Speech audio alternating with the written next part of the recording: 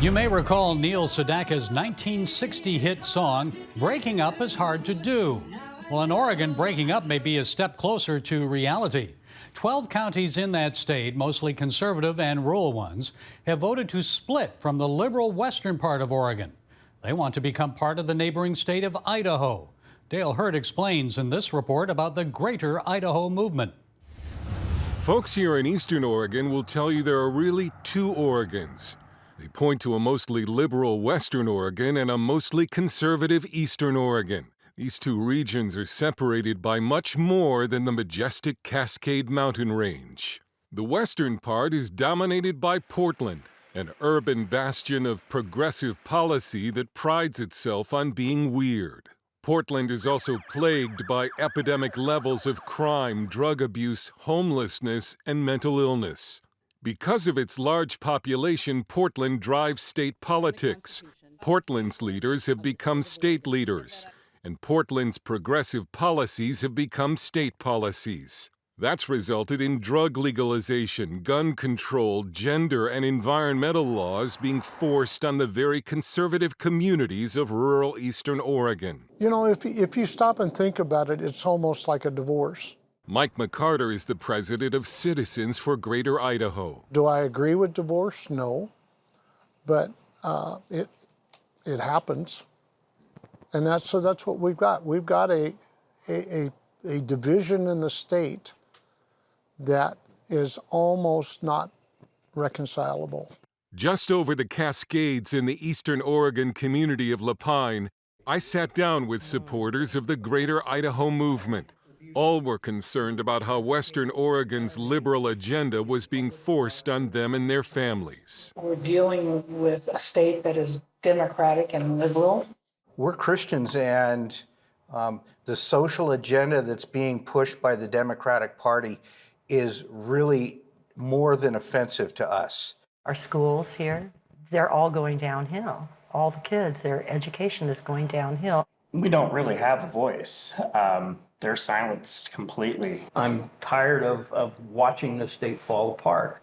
I don't want it to turn into another California. If I thought the movement was going to fail, I'd right now start taking more steps to get out of this state. There are, of course, plenty of critics who say this campaign has zero chance of becoming reality. But the folks behind this movement feel as if they have no choice but to try. We don't think we're wasting our time. The people that are voting for this don't think we're wasting our time. We see this as a solution that makes sense, is a win-win for everybody involved, and the people support it. Matt McCaw is the spokesman for Citizens for Greater Idaho. State lines have moved before in the United States, multiple times. So this absolutely can happen as soon as the elected leaders in Idaho and Oregon decide that it makes sense for everybody involved to happen. The Oregon-Washington border shifted as recently as 1958. However, getting Oregon and Idaho and Congress to sign on to this proposal would be a tall order. Polls have shown a majority of Idahoans would favor the creation of a Greater Idaho. The Idaho House passed a non-binding memorial welcoming talks with Oregon on the matter. But the Idaho Senate failed to act on the issue in the last legislative session. Dale Hurd joins us to provide some additional insights.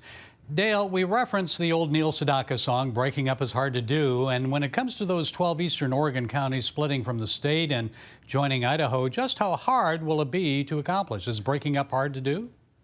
Very hard in this case, because if you want to change state borders, it involves two state legislatures and Congress. And so, you know, I'm rooting for them. I think we all want to have the people to have the government that they want for themselves. But, you know, I have to say, this really looks like a long shot. I will say they've been very shrewd in their approach. They've essentially been enticing liberals with the prospect of, hey, you know, if we leave, that's one more political obstacle out of your way in Salem. You'll have a supermajority and you can create this progressive paradise like you've always wanted to. So, you know, perhaps that will work. I just don't see politicians giving up land and constituents. Well, and the tax base, right? You know, I could see Idaho maybe accepting them in, but will they ever allow them to go, the people in the western part of the state? And that's almost all property taxes, because we're talking about the poor part of this state and only 10% of its population. It's not a big revenue generating part of the state, but it's a big part of Oregon's land, its territory. And you and I, Dale, are originally from the state of Michigan, and we know how Yoopers, those are people in the Upper Peninsula, how disconnected they are from Detroit, Flint, even Grand Rapids. And for years, they felt unrepresented in Lansing, the capital.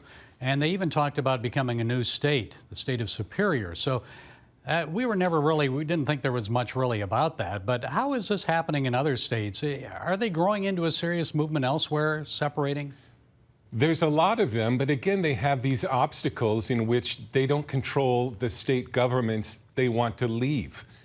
In New Yorkers, for instance, know that upstate New York upstate New Yorkers have been introducing secession legislation for decades, almost every year, and that's not going anywhere. You have this new Illinois movement. That's both the name of it and it's a new movement. But because Chicago is introducing these radical policies that are completely out of touch with the rest of the state. But again, are politicians going to just give up their power and let people leave? I don't see that happening. And what are the ramifications then, quickly, for the United States of America, succeed or not? What does it mean about political divisions? They're very deep, and you can see that in Oregon. When you go from the progressive cities over the Cascades, it's almost like time traveling. That's how much different the culture is in Eastern Oregon. Okay, Dale Hurd, thank you for providing those additional insights. We appreciate it, Dale. Good work. Thank you.